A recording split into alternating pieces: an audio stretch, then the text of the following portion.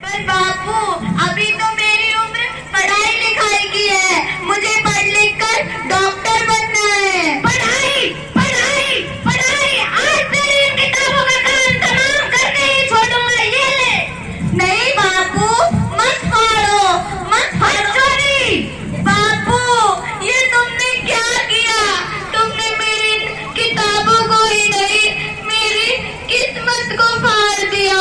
मेरी किस्मत। देख छोरी, ये कॉपी किताबें ना सिर्फ छोरों के हाथ में अच्छी लगती है।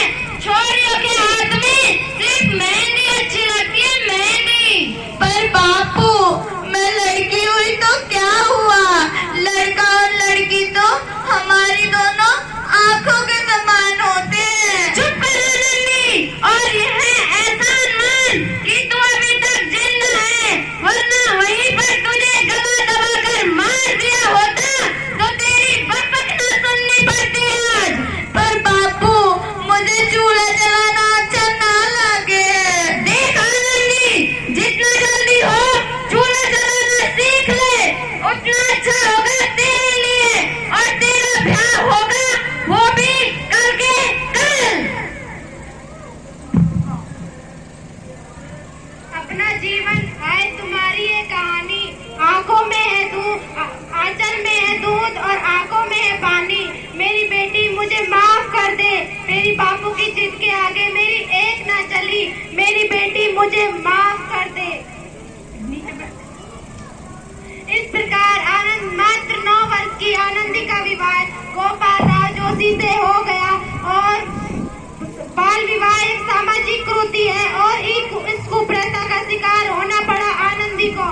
5 वर्ष बाद आनंदी 14 साल की हो गई और उसके घर में एक शिशु ने जन्म लिया। देखते हैं आगे क्या होता है।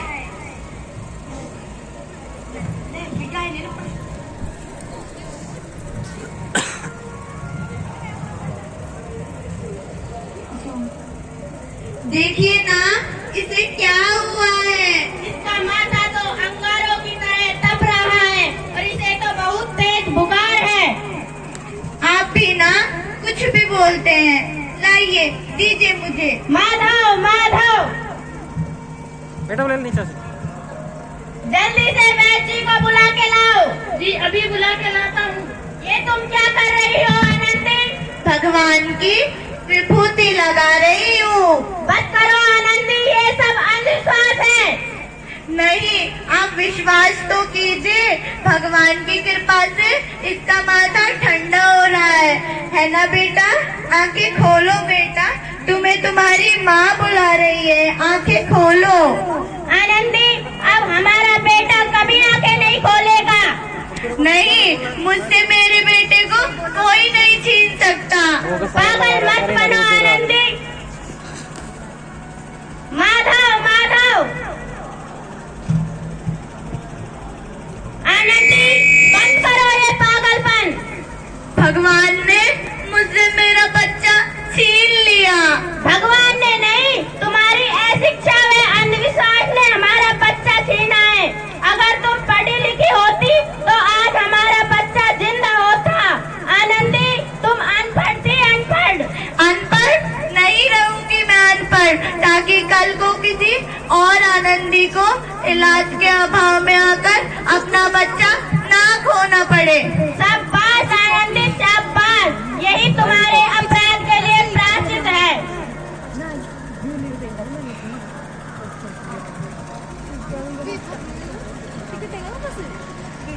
आनंदी, तुम्हारी कक्षा 12वीं का परिणाम आया है।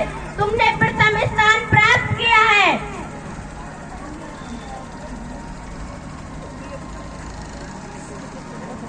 आनंदी, तुम्हारी मेहनत रंग लाई है। तुम्हें शिक्षा वृत्ति मिली है। ये लो तुम्हारे अमेरिका जाने की टिकट। क्या मुझे शिक्षा वृत्ति मिल गई? मैं अमेरिका जा रही हूँ, पर ये सब मैं अकेले कैसे कर पाऊंगी? आनंदी, अपने आप को इतना कमजोर क्यों समझ रही हो? फिर इतने पढ़ने लिखने का क्या फायदा?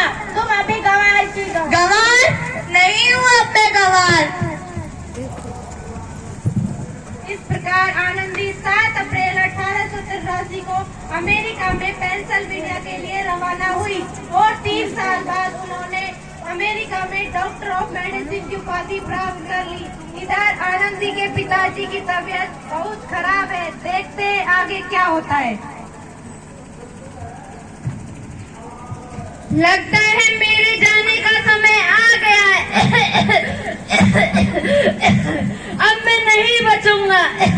ऐसा मत बोलो भाई, शहर के सिटी हॉस्पिटल में अमेरिका से डिग्री लेकर कोई बड़ा डॉक्टर आया है, एक बार वहाँ चलकर देख लेते हैं। हाँ भैया ठीक बोलते हो, एक बार दिल को तसल्ली तो मिल जाएगी। हाँ हाँ, चलो चलो जल्दी हॉस्पिटल चलते हैं। इस मरीज की हालत तो बहुत खराब है, इसे तो कोई चमत्कार ही बचा सकता है। माधव, ऐसा मत बोलो भाई, डॉक्टर साहब कब तक आ जाएंगे? लो आ गई डॉक्टर मैडम। डॉक्टर मैडम जल्दी देखिए, इस मरीज की हालत बहुत खराब है।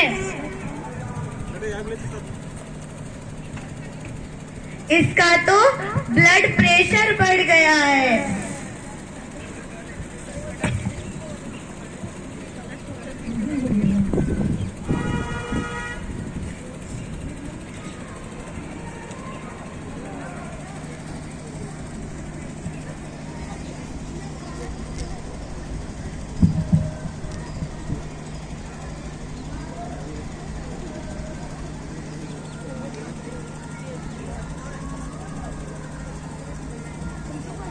अब ये बिल्कुल ठीक है।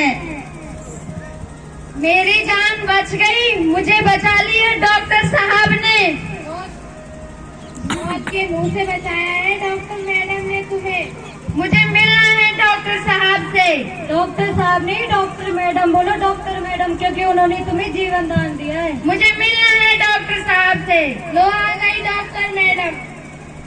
डॉक्टर मैडम आपका बहुत बहुत धन्यवाद, आपने मेरी जान बचाई है। मैं गरीब भला आपको क्या दे सकता हूँ? वचन चाहिए मुझे कि कभी ये नहीं बोलोगे कि बेटियां कुछ कर नहीं सकती। वचन? कैसा वचन? अरे श्यामलाल, तुमने पहचाना नहीं, ये तुम्हारी बेटी आनंदी। मेरी बेटी आनंदी? डॉक्टर मुझे माफ कर दे, मेरी बेटी मुझे माफ कर दे, मैं तेरा अपराधी हूँ, मुझे माफ कर दे। नहीं बापू, वही आनंदी जिसके लिए बचपन में तूने चूल्हा और दूल्हा के अलावा कुछ नहीं सोचा था। मुझे माफ कर दे मेरी बेटी, मुझे माफ कर दे, मैं तेरा गुनहगार हूँ, मुझे माफ कर दे। नहीं बापू, वही आनंदी जिसके हाथ पीले करके तूने सारी जिंदगी काला कर देना चाहा था। मुझे माफ कर दे बेटी, मेरी बच्ची, मुझे माफ कर दे। नहीं बापू, मैंने तो तेरा एहसान चुकाया है। याद है ना अपने एहसान जो बचपन में तूने मुझ पे किया था? ताने सुना सुना कर मुझे जीते जी मार डाला था।